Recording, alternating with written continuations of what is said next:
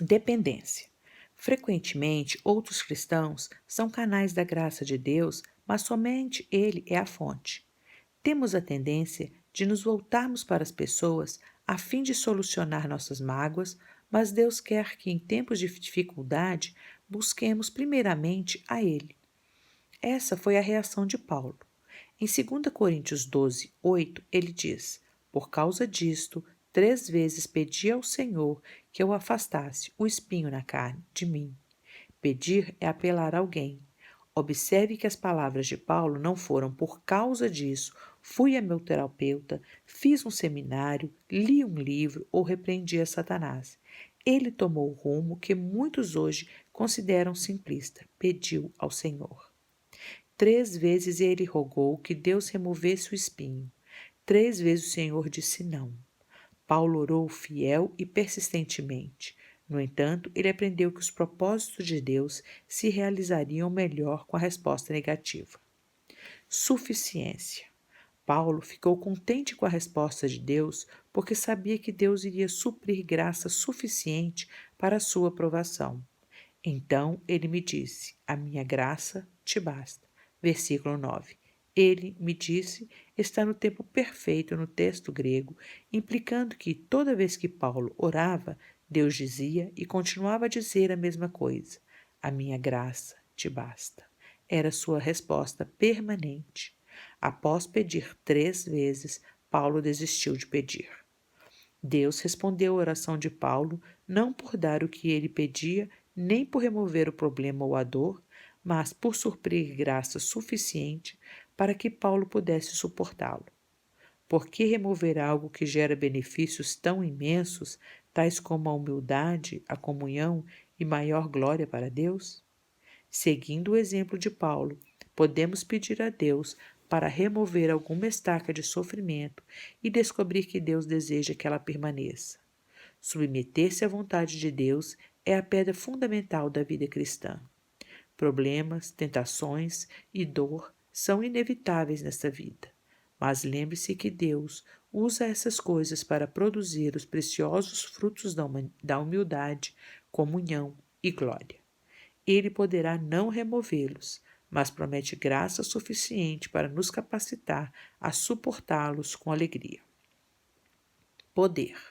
O sofrimento que revela as nossas fraquezas serve também para revelar o poder de Deus, porque o poder se aperfeiçoa na fraqueza. Versículo 9.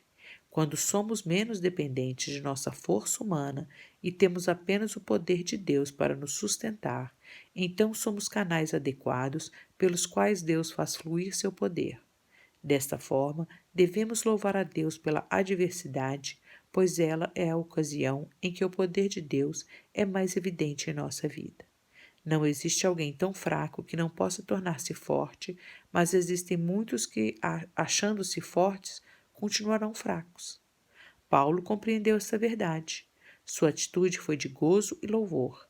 No versículo 9, ele diz: De boa vontade, pois, mais me gloriarei nas fraquezas, para que sobre mim repouse o poder de Cristo. Ele não era masoquista, não adorava ser maltratado, mas amava a graça e o poder de Deus manifestados nele. Sabia que o ministério espiritual só pode ser realizado no poder do Espírito. Quando sua reputação acabasse, Paulo não poderia depender dela. Quando sua força física se esgotasse, não poderia se amparar nela.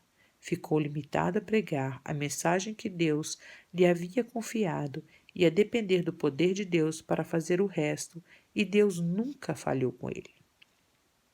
Contentamento. Paulo nos dá um princípio-chave no versículo 10. Pelo que sinto prazer nas fraquezas, nas injúrias, nas necessidades, nas perseguições, nas angústias, por amor de Cristo. Porque quando sou fraco, então é que sou forte. Paulo aceitou seu problema mais grave como um amigo destinado a torná-lo mais útil para Deus.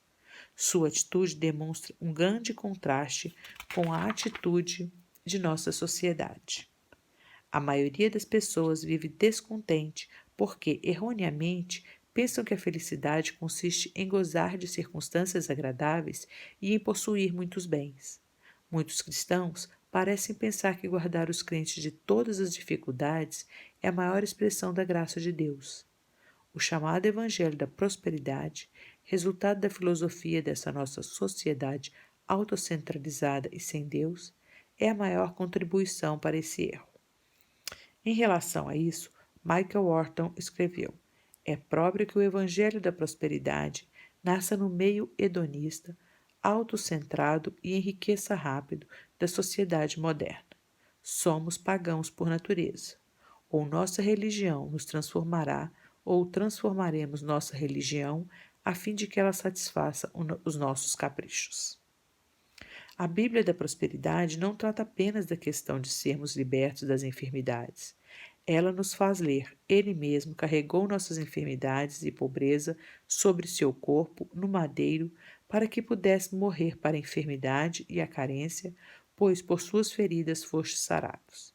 Em contraste, os apóstolos não tiveram dúvida de que o Evangelho prometia riquezas espirituais nos lugares celestiais em Cristo. Efésios 1:3, não riquezas terrenas. Nosso Senhor foi ferido para que pudéssemos ser curados. Mas isto é uma metáfora para a maravilhosa verdade de que o castigo que com justiça cabia a nós foi em vez disso suportado por Cristo, nosso substituto. A vara da justiça que desferiu golpes tão amargos sobre o Cordeiro de Deus declarou-nos justos. Tornamos extremamente trivial a obra de Cristo quando sugerimos que o Pai enviou seu Filho unigênito ao mundo para suportar as blasfêmias, os insultos e a violência do mundo e, acima de tudo, a ira do Pai. Tudo isto para que tenhamos mais fluxo de caixa e nenhuma crise de asma. Isto é fazer piada do enorme desprazer, ira e furor de Deus contra o pecado e os pecadores. O verdadeiro problema de Deus, ensina os professores do Evangelho da Prosperidade, não é que sejamos ímpios, egoístas, rebeldes que odeiam a Deus e que merecem a eterna condenação, mas é que não estamos gozando a vida. Esse tipo de pensamento gera pobreza espiritual, deprecia a graça de Deus e substitui as verdadeiras riquezas espirituais por ganância e desilusão. Tal pensamento leva as pessoas a sentirem-se abandonadas por Deus e a questionarem sua fé quando as dificuldades vêm. Esse pensamento questiona a integridade de Jesus, pois ele afirmou que um discípulo não está acima de seu mestre ou o servo acima de seu senhor. Mateus 10, 24. Questiona também a integridade de Pedro, pois este disse que fomos chamados para sofrer, uma vez que Jesus sofreu por nós e deixou o exemplo para seguirmos. 1 Pedro 2, 21. E a de Paulo, que ensinou que todos os crentes experimentarão perseguição. 2 Timóteo 3, 12. E a de Tiago, ao dizer que as provações produzem maturidade espiritual. Tiago 1, 2 a 4. O apóstolo instruiu aos colossenses, a fim de viver de modo digno do Senhor, para o seu inteiro agrado, frutificando em toda a obra e crescendo no pleno conhecimento de Deus, sendo fortalecidos com todo o poder, segundo a força da sua glória, em toda perseverança e longanimidade, com alegria dando graças ao Pai, que vos fez idôneos à parte que vos cabe da herança dos santos na luz. Colossenses 1, de 10 a 12. Fortalecidos com todo o poder. Para quê? Saúde, riqueza, prosperidade, curas, milagres, sinais e maravilhas? Não, para obterem toda a perseverança e longanimidade, coisas necessárias em tempos de dificuldade. Isso não é uma promessa de vivermos sem problemas, é uma promessa de recebermos poder para suportar as dificuldades que são inevitáveis. Como vamos suportá-las? Com alegria, dando graças ao Pai por possuirmos uma herança eterna e não por riquezas temporais.